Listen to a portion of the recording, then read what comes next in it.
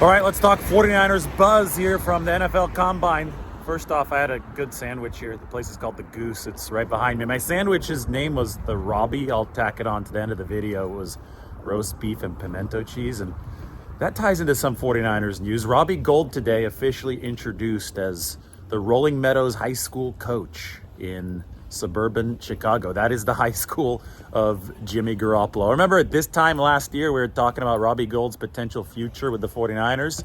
Turned out that he retired and he became the coach at Jimmy G's old high school. Anyway, the buzz from the Combine here in Indianapolis is that the 49ers are going to try to keep the gang together, and they can keep the gang together financially and make another run at this, obviously with potential improvements to their team. Maybe they trade up and draft a tackle. Maybe they make a splash to add another piece. But as far as the current core goes, they want these guys on the team in 2024. That's so clear to me. I talked to so many people this week in Indianapolis.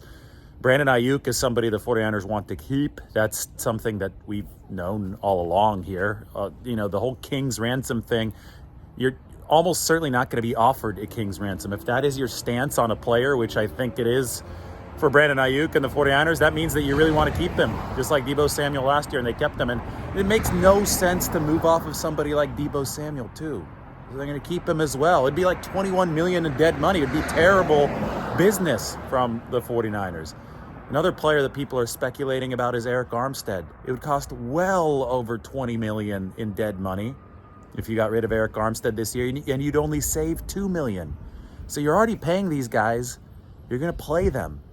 You've set this up, if you're the 49ers, to make a run at it in 2024. One final run with this cost structure, and then you probably have to reshuffle things when Brock Purdy presumably gets paid next year. Another tie to Brock Purdy here in Indianapolis. I saw Tyrese Halliburton play last night, so that was cool. But it's just the way that things work. The 49ers are set to make a run here in 2024. They're set to keep the gang together, and they just want to improve that core as much as possible. They want to pair it with a good defensive coordinator as well. We're still waiting for news on that front, but as soon as it drops, I will be sure to update you. So you know all the recent defensive coordinator interview news.